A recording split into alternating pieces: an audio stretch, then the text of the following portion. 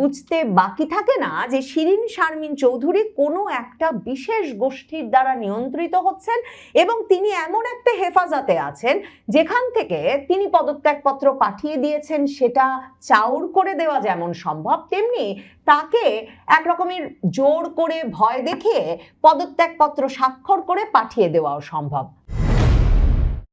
বাংলাদেশের সাবেক স্পিকার, আওয়ামী লীগ আমলের সাবেক স্পিকার শিরিন শারমিন চৌধুরীকে গ্রেফতার করা হয়েছে। গোয়েন্দা পুলিশ ডিবি তারা শিরিন শারমিন চৌধুরীকে গ্রেফতার করবার পর সংবাদ মাধ্যমকে জানিয়েছেন যে তাকে নাকি নিজ বাসা থেকেই তারা গ্রেফতার করেছে। মানে শিরিন শারমিন চৌধুরী সেই 2024-এর 5ই আগস্ট সংসদ ভবন এলাকার তার নিজ বাসা ত্যাগের পর থেকে ধানমন্ডিতে নিজের বাড়িতে 18 নম্বর রোডে থেকে গেলেন এবং সেটা বাংলাদেশের আইন শৃঙ্খলা রক্ষাকারী বাহিনী থেকে শুরু করে তাদের চেয়েও বেশি দক্ষ আর তৎপর হাসনাত সার্জিস বাহিনী কিংবা বৈষম্য বিরোধী ছাত্র আন্দোলনের কোনো নেতা, বাংলাদেশের কোনো বিপ্লবী ছাত্র জনতা জানতে পারল না এবং তিনি একেবারে নীরবে আরামে নিভৃতে কাটিয়ে দিলেন। আর হঠাৎ করে গোপন গোয়েন্দা তথ্যের ভিত্তিতে এখন সাবেক স্পিকার কিনা গ্রেফতার হয়ে গেলেন, যখন সংসদ ভবনে সংসদ অধিবেশন চলছে, নতুন স্পিকার ডেপুটি স্পিকার দায়িত্ব নিয়ে ফেলেছেন এবং সংসদ অধিবেশন পরিচালনা করছেন নিয়মিত। এটা কি একটা বিশ্বাসযোগ্য গল্প হতে পারে?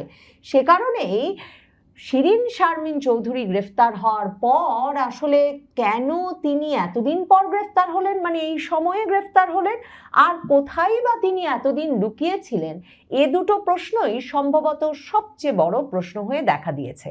যথাযথ কর্তৃপক্ষের হেফাজত ছাড়া এবং যথাযথ কর্তৃপক্ষের আশ্রয় ছাড়া যে শিরিন শারমিন চৌধুরীর পক্ষে জেলের বাইরে কিংবা মবের আওতার বাইরে 2024-এর 5ই আগস্ট থেকে এখন পর্যন্ত থাকা সম্ভব হয়নি, সেটা বুঝতে কোনো অসুবিধা হয় না। একটা প্রচলিত কথাই ছিল যে শিরিন শারমিন চৌধুরীকে সেনাপ্রধান ওয়াকারুজ্জামান সেনা হেফাজতে নিরাপদে রেখেছেন যাতে সাংবিধানিক ধারাবাহিকতা রক্ষিত হয় এবং 2024-এর 5ই আগস্ট দুপুরবেলা সংসদ ভবন এলাকায় তার বাড়ি থেকে তিনি সপরিবারে একটা সাধারণ গাড়ি করে বেরিয়ে অজ্ঞাতবাসে চলে গেছেন। তিনি কোথায় এ বিষয়ে যত সংবাদ মাধ্যমে যত অনুসন্ধানী প্রতিবেদন ছাপা হয়েছে সেখানে এই বয়ানটি ছাপা হয়েছে। তবে জুনায়েদ আহমেদ পলক, আওয়ামী লীগ আমলের আইসিটি মন্ত্রী, যিনি কিনা আগস্ট মাস থেকে গ্রেফতার হয়ে এখন পর্যন্ত জেলেই আছেন, তিনি কিন্তু আদালতে হাজির হয়ে বলেছিলেন 5ই আগস্ট সকাল থেকে রাত 2:30টা পর্যন্ত স্পিকার শিরিন শারমিন চৌধুরী, জুনায়েদ আহমেদ পলক নিজে সহ 12 জন তারা জাতীয় সংসদ ভবনের একটা কক্ষে পালিয়েছিলেন। তারপর সেখান থেকে সেনাবাহিনী তাদেরকে উদ্ধার করেছিল। মানে ঘটনা যাই হোক না কেন, এই যে শিরিন শারমিন চৌধুরীকে আজকে ধানমন্ডির তার নিজ বাসভবন থেকে গ্রেফতার করা হলো, অথচ ওই পাড়ার কেউ জানতে পারলেন না, বাংলাদেশের কোনো সংবাদ মাধ্যম বের করতে পারলো না। বাংলাদেশের যে সমাজ ব্যবস্থা, সেই সমাজ ব্যবস্থায় ওই বিল্ডিং এর কোনো কাজের লোক, ড্রাইভার, দারোয়ান কিংবা প্রতিবেশী কারো সূত্রে বেরিয়ে এলো না এতদিন ধরে শিরিন শারমিন চৌধুরী ওখানে আছেন, সেটা যেমন অবিশ্বাস্য, অসম্ভব। তাহলে এই যে শিরিন শারমিন চৌধুরীকে কোনো একটা গোপন জায়গায় সংবাদ মাধ্যমের খবর অনুযায়ী সপরিবারেই তিনি এতদিন ছিলেন, মানে তার স্বামী সন্তান সহ ছিলেন, এই যে কোনো একটা গোপন জায়গায় তাকে এতদিন আটকে রাখা হলো বা তাকে নিরাপদে রাখা হলো, যেভাবেই আপনি দেখুন না কেন, তার কারণ কি? তার কারণ হচ্ছে সংবিধানের ধারাবাহিকতা রক্ষা। আমরা জানি বিএনপি এখন যে ক্ষমতায় এসেছে তাদের সবচেয়ে বড় যে তফাৎ তারা ভোটার থেকে শুরু করে দেশি বিদেশি সকল পক্ষের কাছে প্রকাশ করেছে, সেটা হচ্ছে তারা মুক্তিযুদ্ধ ভালোবাসে, তারা সংবিধান ভালোবাসে। মানে মুক্তিযুদ্ধকেও যেমন তারা তাদের ঐতিহাসিক বয়ান অনুযায়ী ভালোবাসে, মানে তারা যেভাবে ইতিহাসটাকে দেখতে চায় তেমন ভাবেই ভালোবাসে, সংবিধানটাকেও আসলে তারা যেই যেই জায়গায় রক্ষিত না হলে বাংলাদেশে এত তাড়াতাড়ি নির্বাচনটা হয়ে বিএনপি সরকার ক্ষমতায় আসতে পারতো না, কিংবা এই যে বাংলাদেশের এই এত বছরের ধারাবাহিকতায় তারেক রহমান বাংলাদেশে একটা সরকার গঠন করে এত তাড়াতাড়ি সুস্থির হয়ে বসতে পারতেন না। সংবিধানের সেই অংশগুলো রক্ষায় বিএনপি খুব গুরুত্বপূর্ণ শক্ত অবস্থান নিয়েছে সেই 2024-এর 5ই আগস্টের পর থেকেই। সে কারণে হাসনাত সার্জিসরা যখন 48 ঘন্টার আলটিমেটাম দিয়ে 2024-এর অক্টোবরে রাষ্ট্রপতির বঙ্গভবন ঘেরাও করে ফেলল, তখনও বিএনপি তাতে সাড়া দেয় নাই। কারণ বিএনপি রাষ্ট্রপতি সহ বাংলাদেশের সংবিধানের সেই অংশগুলো রক্ষা করতে চেয়েছে যেগুলো একটা দ্রুত নির্বাচনের দিকে তাদেরকে নিয়ে যাবে। আর সে কারণে বিএনপি আর বাংলাদেশ সেনাবাহিনী, যারা এই দুপক্ষ যারা কিনা সাংবিধানিক পদগুলো রক্ষা করতে চেয়েছে, কারণ সংবিধান রক্ষিত না হলে, সাংবিধানিক পদগুলো রক্ষিত না হলে তো আসলে শেষ পর্যন্ত বাংলাদেশ সশস্ত্র বাহিনীও রক্ষিত হয় না। ওই যে রাষ্ট্রপতিকে বঙ্গভবন থেকে বের করে এনে যেমন রাজপথে বিচারের দাবি উঠে গিয়েছিল, তেমনি তো দাবি ছিল যে ওয়াকান্না হাসনাত হাসনাত হাসনাত, এবং তেমনি দাবি ছিল যে ক্যান্টনমেন্ট থেকে সেনাবাহিনীকে বের করে এনে বাংলাদেশে একটা মিলিশিয়া বাহিনী গঠনের।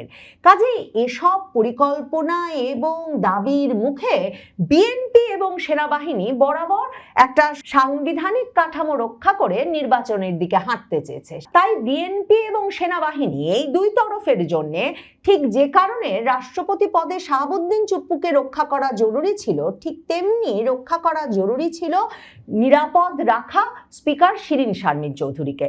শিরীন শারমিন চৌধুরীর বিরুদ্ধে 2024-এর আগস্টের শেষেই একটা জুলাই হত্যা মামলা দায়ের করা হয়। এরপর সেপ্টেম্বরের 2 তারিখে তিনি নাকি স্বাক্ষর করে এক পদত্যাগপত্র রাষ্ট্রপতিকে পাঠিয়েছেন এবং রাষ্ট্রপতি সেই পদত্যাগপত্র গ্রহণ করেছে।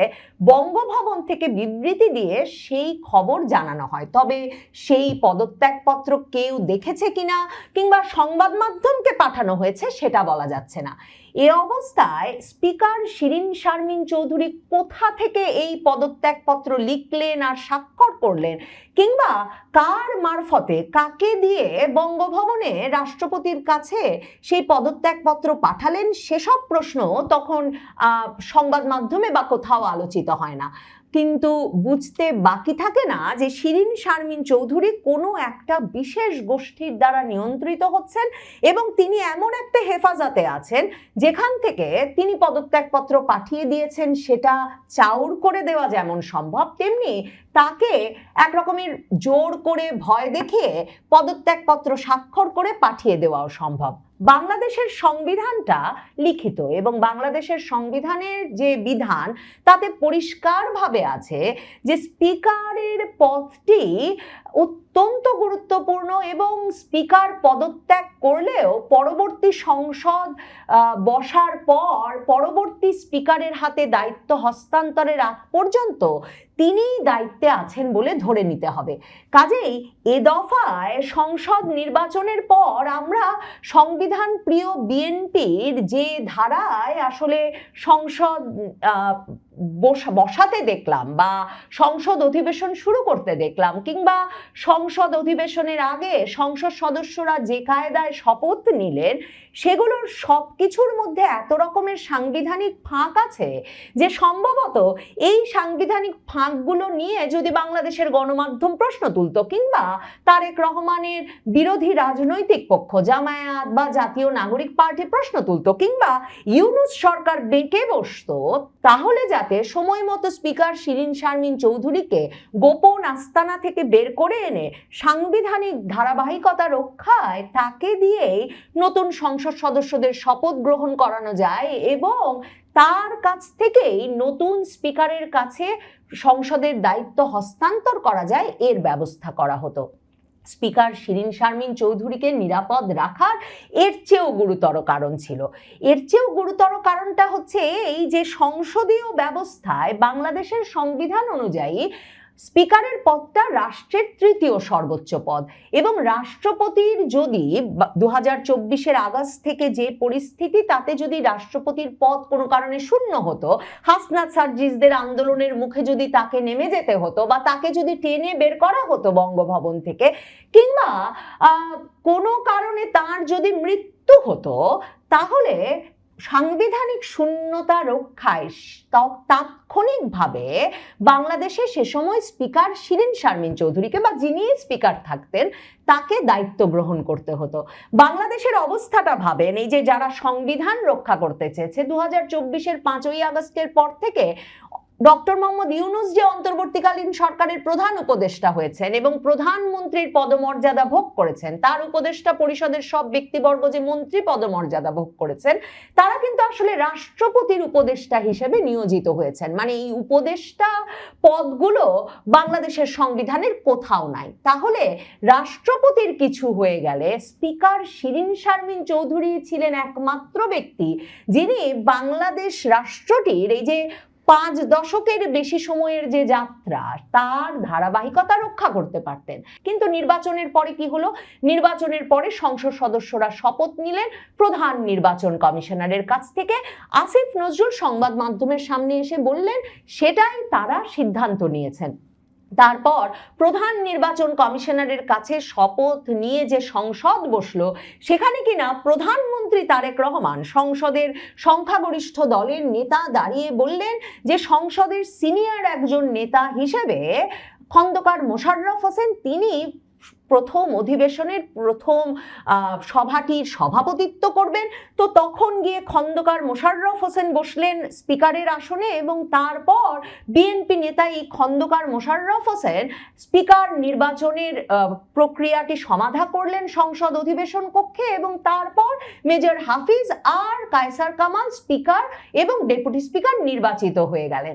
মানে এরকম ধারায় যে আসলে সংসদ অধিবেশন বসানো যাবে কিনা, শেষ পর্যন্ত সকল পক্ষ মেনে নেবেন কিনা, নাকি বাংলাদেশের বিবেক যে সংবিধান বিশেষজ্ঞরা এত বছর ধরে পত্রিকার পাতা মিডিয়া কাঁপিয়ে এসেছেন, তারা মুখ খুলবেন এবং বলবেন সাংবিধানিক ধারাবাহিকতা রক্ষা হচ্ছে না, কোথায় আছেন স্পিকার শিরীন শারমিন চৌধুরী, কিংবা না হলে ডেপুটি স্পিকার শামসুল হক টুকু, যাকে গ্রেফতার করে রাখা হয়েছে 2024 থেকে, তিনি তো এখনো অভিযুক্ত মাত্র, তার বিরুদ্ধে তো এখনো অভিযোগ প্রমাণিত হয়নি, তাকেই বা কেন জেল থেকে বের করে এনে সাংবিধানিক ধারাবাহিকতা রক্ষায়, সংবিধানের প্রকৃত বিধি অনুসরণে নতুন সংসদ সদস্যদের শপথ গ্রহণ অনুষ্ঠানটি পরিচালনার দায়িত্ব দেওয়া হচ্ছে না? এই কথাগুলো যদি জোর আলাপ হয়ে উঠত, তাহলে স্পিকার শিরীন শারমিন চৌধুরীকে প্রয়োজন হতো হয়তো।